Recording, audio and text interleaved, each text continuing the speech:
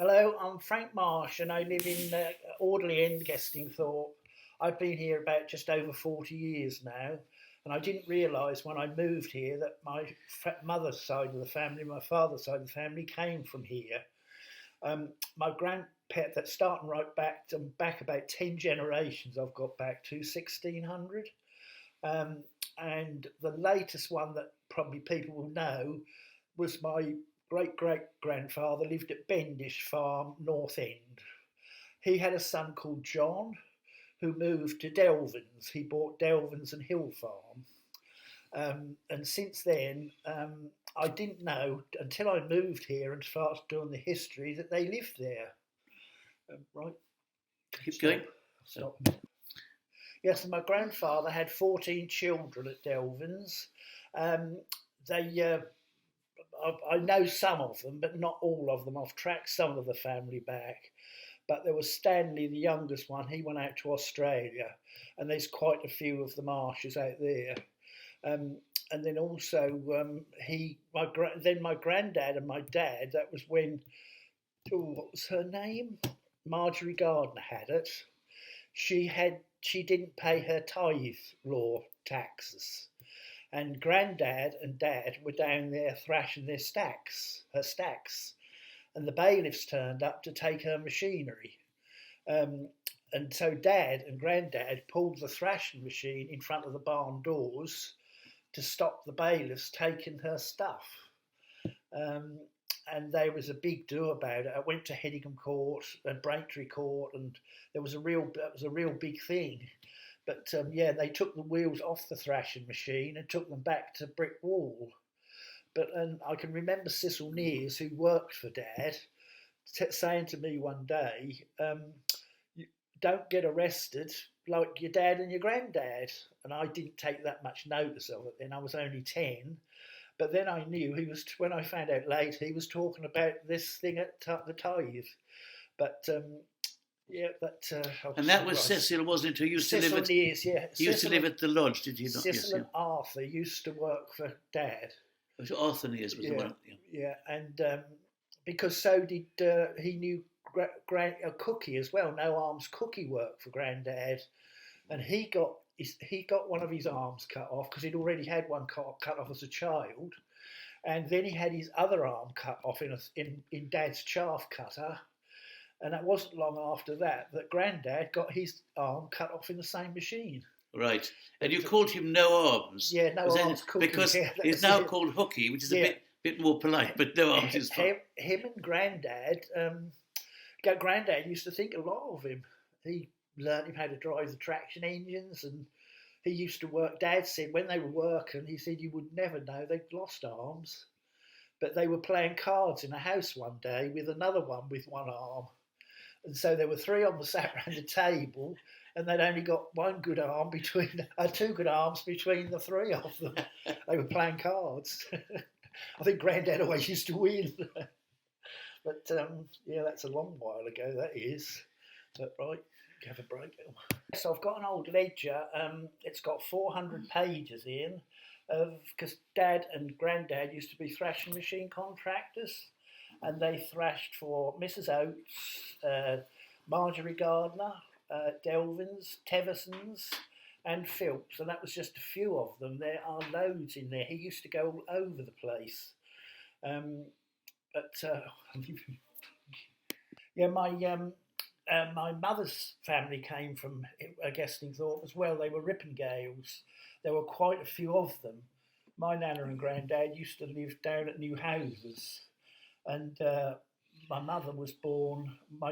They lived at Whisper Hills. Grandad worked at the brickyard at Bulmer, and then he went into the war. He in the First World War he was a sniper, and when he came back from the war, they moved to the New Houses in Gestingthorpe, and I had my auntie. That was Doris was on my mother. My Aunt Alice, Aunt Ruby, Aunt Joyce, and Auntie Ivy. And also... Did they all live in the new houses? Yeah, they lived in the new houses. And also Uncle Charlie, He worked for Charlie Honeywood. Uncle Leslie, rather, worked for Uncle Charlie Honeywood. There was Denny. He worked at Hill Farm for Harold Cooper. And then there was Charlie. He lived over at Ruffles Farm. I think he used to work there as well. Yeah, Denny, I think, used to be a lorry driver. I wasn't sure. And also I had great Uncle Harry, Bluffy with the buses. I can remember going there with Dad and getting petrol there for his old car. And I can remember pumping it in. I weren't very old then. But I liked Uncle Harry. He was a bit of a laugh. It was called Garage House then, wasn't it? Yeah, something and like that. And it's just close to the Pheasant, isn't it? Yeah, that's right. On the same side, yeah. But he had all his old buses down there and everything. And you mentioned also he was a coal merchant as well. Yeah, he used to supply. I've got a bill. I think it was 1920. He supplied Grandad with coal for the steam engine, a ton of coal, and I think it was 1 6 for the ton of coal. I've still got the receipt. There was also great uncle Lenny, Lenny Martin, the postman. He was my great uncle. He was my mum's mother's brother. He was a cobbler as well, wasn't he? Yeah. And when he died, he left all his shoe stuff to Mum, because I remember Mum saying, "What the hell am I going to do with this?" But anyway, I think we still had some at home for years that he was kicking about. And he also lived in Gestingthorpe, didn't he? He lived down Pump Yard. Right. Pump Yard. And just opposite there was his shop, wasn't it? Yeah. Yeah. He had an old hut that he used to repair boots in. But he was, and that was, who else was there that lived here? I can't remember, but Uncle Leslie's still alive, and Auntie Joyce is still alive, but I'm afraid all the others have gone. But yes, I'm also related to Peter Nice and Richard Nice. My great grandfather's oldest daughter married William Nice, and then that's carried on from there. But Dad always used the Nices for work on the farm. I can remember when I could have only been about 4 or 5, was coming right on the back of a horse coming from Wickham. I'm sure it was my Uncle Cecil leading the horse, and we came across the fields, and I was sitting on the back of it to take it to the Nices to be shoed. And I remember being down there while they were shoeing the cart horse. But I can also remember Dad coming down as well in the car, and he wanted to give me a lift back, and I said no, I wanted to go back on the horse.